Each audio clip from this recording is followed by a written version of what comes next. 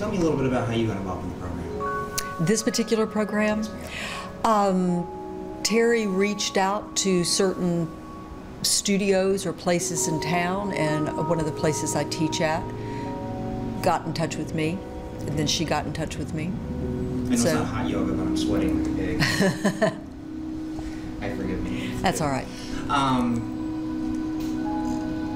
Has this been inspiring for you? Very much so. How so? Well, first of all, I consider yoga a healing art, a healing practice. And it's become so westernized now, and there is so much that it's just exercise, exercise, and I understand that because people have to, in our ever-demanding culture, you have to get what you can get in at a certain time. But I think that some of the true art, or the art of what yoga is, has been diluted. So I was thrilled, first of all, to have Western medicine begin to recognize another way of healing, to take it outside of the box of drugs and doctors all the time. All of that is very well and good. I think there needs, I believe in integrative healthcare. And so this is really, for UAB to choose to do this, is really beginning to start integrative healthcare for people. Yoga's been around for longer than any of us will ever be around. Absolutely.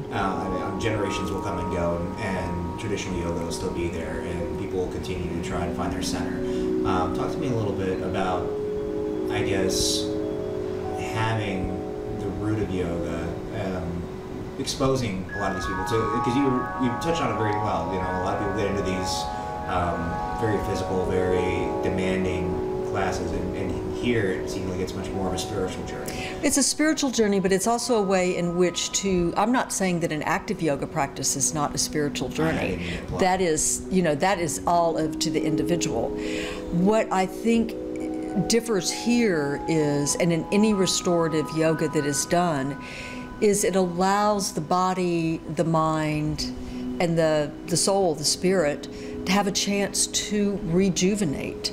We live in an incredibly stressful, ongoing culture. We multitask. We don't allow ourselves the time to be.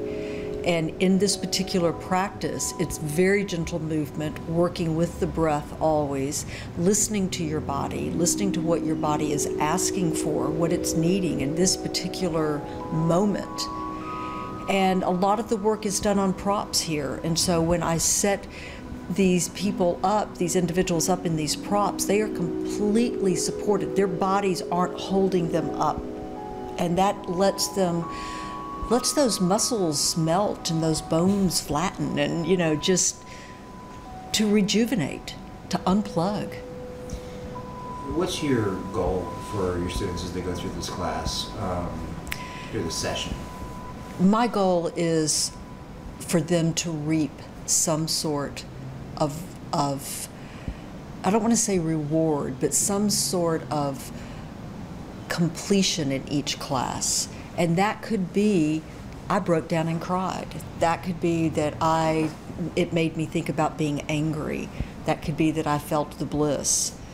You have to work through all of that to get to where you are. So of course I want them to feel better, but sometimes you have to not feel good to feel better. And I would think in this journey, with people living with this disease, there's a lot to be worked through. A lot of emotions that, you know, one of the things I asked a little while ago was just having somebody else here that knows exactly what you're going through. What I've seen in the two classes that I'm very honored to have the opportunity to teach is the sense of community that's being developed here, and the sense of support that they give one another, and the sharing of stories, and the recognizing when somebody doesn't feel so good when they come in, and as a collective group, but as an instructor, to be able to give that healing energy, to offer that healing energy and hope that it's received. Is there